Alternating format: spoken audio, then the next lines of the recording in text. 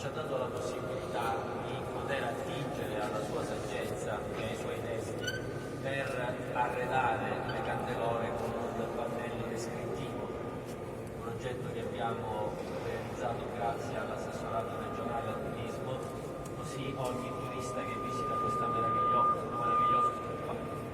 finale a candelore e capire proprio la storia e anche le varie traduzioni delle varie lingue. Questo è un modo perché questo patrimonio, questo straordinario patrimonio sia a conoscenza di tutti e possa rappresentare per la città un grande momento di riscatto e di rilancio turistico. Io ringrazio anche i miei componenti del comitato che sono presenti, il dottor Giampaolo Adoni, la dottoressa Montecalco, il dottor Lucio Gennarino, che con me sposano questo desiderio di aprirsi alla città e di condividere anche in un momento particolare come questo, perché sapete molte manifestazioni pubbliche per le non sono state realizzate proprio per rispetto della salute pubblica,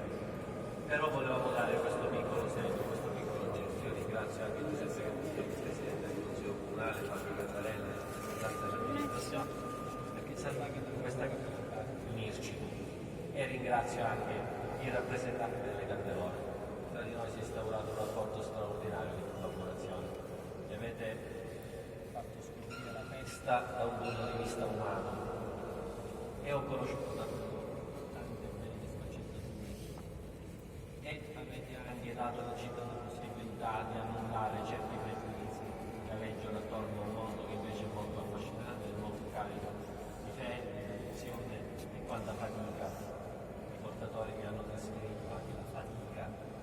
che loro provano nel dare questo se stessi a Sant'Agata e portare questi meravigliosi gioielli, questo signore intervento barocco in movimento, grazie a questa bellissima citazione portate in giro per Sant'Agata. E quindi mi avete insegnato tanto, avete insegnato al comitato tanto, e quindi noi siamo assolutamente dalla vostra parte, siamo insieme in un percorso condiviso. È un percorso di responsabilità, perché la responsabilità deve unirci e soprattutto deve unirci anche l'amore e la passione verso la nostra santa patrona. Grazie a tutti dal profondo del mio cuore e viva Sant'Agata.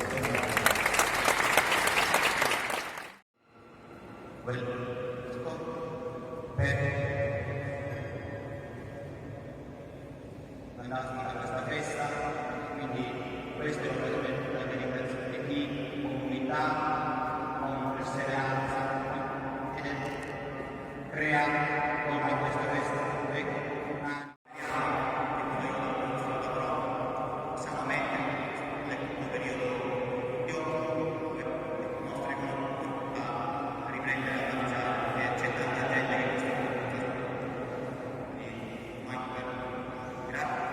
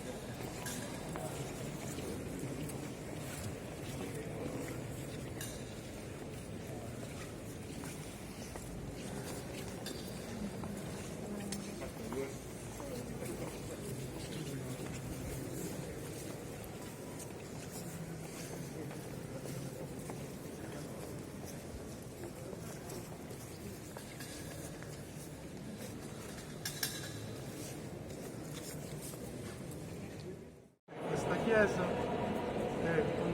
consenso di tutte le autorità, l'assessorato, il rettore, in questo caso il comitato, abbiamo accolto le candelore che vengono visitate con gusto, con attenzione, anche quasi con stupore dai turisti e anche dai catanesi che pensavano che questa chiesa fosse chiusa.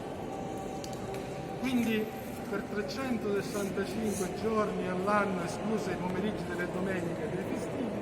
è possibile visitare la chiesa, è possibile visitare questo